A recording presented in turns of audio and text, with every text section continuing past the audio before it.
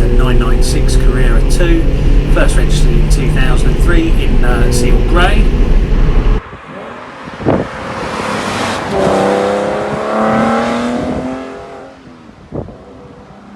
Whoever first bought this car really loved the colour grey. It was a special order car from the Porsche exclusive programme with more grey bits than I've ever seen on any 911 before. If you look, it's got two-tone wheels with the grey spokes on them to match the body colour. Looking inside the car, you can see the seat backs are grey, the centre console's grey, some of the stitching in the car is grey, even the dials are grey. Normally stitching and dials you can get them in white or black, so this being grey that makes it a little bit different, and obviously it being the stitching that's done, that's clearly not an aftermarket thing. This is how it came from the factory.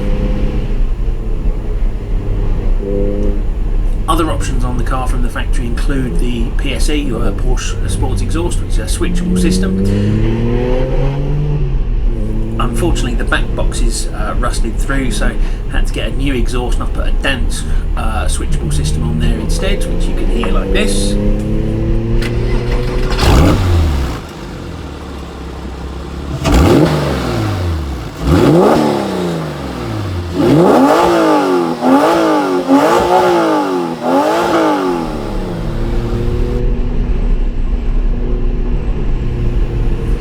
It also had the Sports Sound airbox, which is basically the standard airbox with a load of extra holes drilled in it to make it a bit noisier. I've swapped that out for a K&N air intake. It's made absolutely no difference to the power whatsoever, but what it has done is made the car noisier, and it sounds just much better for it. I really think it sounds more like a race car now than it did originally.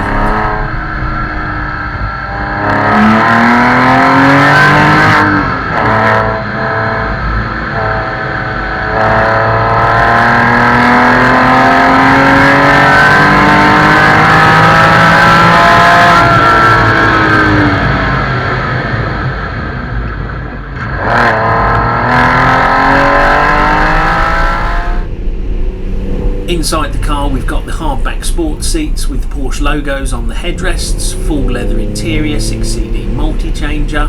Not that I ever listen to music in the car because it sounds so good just driving it.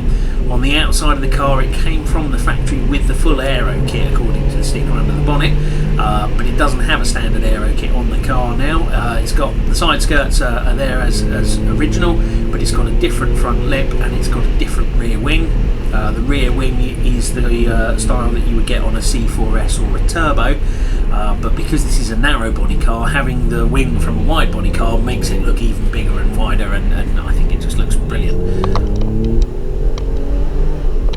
I've had to do a lot of work on the car over the last 4 years. It had to have new radiators. The original sprung a leak while I was on the M25 and ended up leaving me stranded waiting for the RAC for 23 hours a couple of years ago.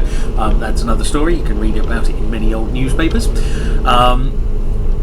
I've also had the air condensers changed at the same time as that. I had to have a new window mechanism after the driver side one broke with the window down, new secondary air pump, new water pump, new coil packs because of a misfire, new brake lines as they were corroded, and a few other bits and pieces have been replaced like the battery and stuff like that.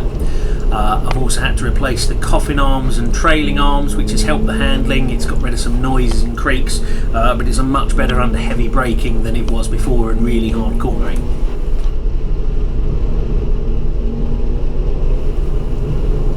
I've also had to have the handbrake sorted, that wasn't holding the car properly on hills, and a bit of a respray on the front wings of the car because these cars can get a little bit of rust round the wheel arches where mud gets trapped behind the wheel arch liner. The driver's seat had a fair bit of wear on it, which I fixed myself with a kit from the leather repair company. You can order that online, I think it's about 40 or 50 quid. That's brought that up lovely. I also refurbished the headlights. They were really badly discoloured when I got the car. Cleaned it up, the results look really good.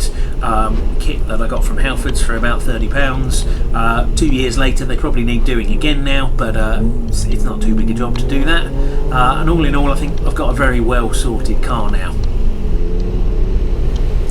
I got the car with 70,000 miles on the clock. It's now up to 90,000, so I've averaged about 5,000 miles a year while I've owned it.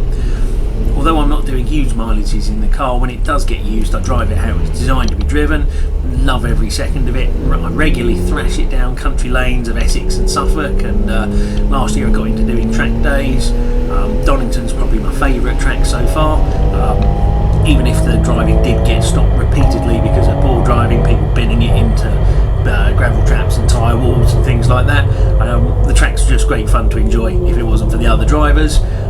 Bedford, if anyone is new to track days, I'd recommend that. I did my first couple of track days there.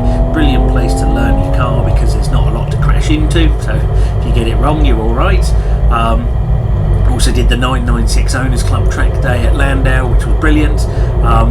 One thing that came clear from that is it doesn't really matter what mods you put on the car, whether you've got a tip, whether you've got a manual, whether you've got a cab or a coupe. On paper there are differences between these in their performance figures. What we found is you get them out on the track and there is no actual noticeable difference between any of the cars. The differences were coming from the drivers. I love the way my car looks. I think the big wing on the back, which you can see every time you look in your mirrors and everything like that, is just fantastic. It just makes it feel much more like a sports car.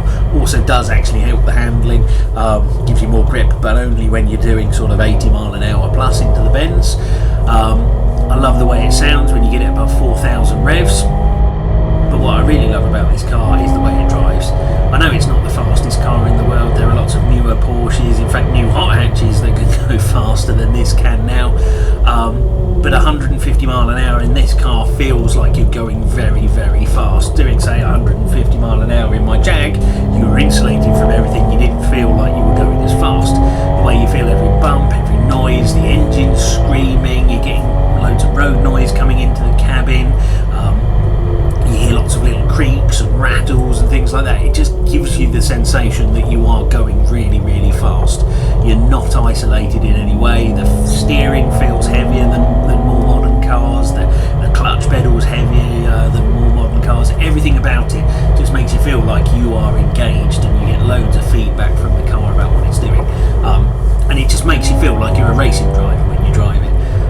The kind of speed that you can achieve in this down a country lane, you can push it flat out, you can get it close to its edge as you're driving it, because it's not some 400, 500 horsepower monster where you could never get anywhere near its full performance on a country lane.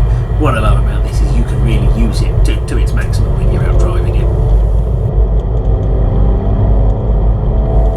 I've had the car now for 4 years. In that time I've had 3 BMWs and a Jag, and all of those are more expensive than this, all of those are better equipped than this, they're all more modern than this, and better in many ways, but none of them I've loved anywhere near as much as my 996. It's just a perfect blend of sort of usable sports car that you can take to work for a day. You can go and do some shopping in it if you're not getting too much, so you can use it, but it's also so much fun and you feel so much more connected than you do in other cars. It's that sort of perfect balance of modern usability with old school rawness. I wouldn't want to go for an older 911 than this because I like to use my cars regularly and for all sorts of different things, but it's just much more fun to drive than your modern cars where I think my nan could get in a 991 and put in a good lap time. So that's why I love my 996 so much, and now you know a bit more about my car. Thank you.